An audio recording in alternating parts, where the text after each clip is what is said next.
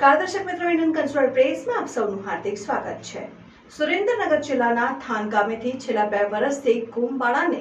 આરોપી સાથે શોધી કાઢતી anti human trafficking unit Bharuch Ankleshwar JDC police station ખાતે નોંધાયેલ મુજબના કામે ભોગ બનનાર બાળકી સુરેન્દ્રનગર જિલ્લાના ગામડાઓમાં મળી આવેલ તેવી હકીકત જણાઈ આવેલ, જેથી એએચટીયુના એએસઆઈ કનકસિંહ શાંતિલાલ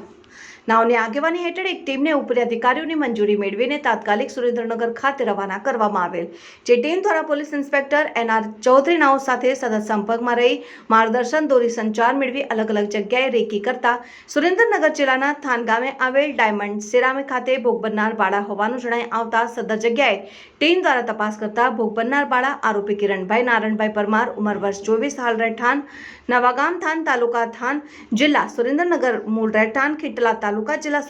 સુરેન્દ્રનગર નાની એક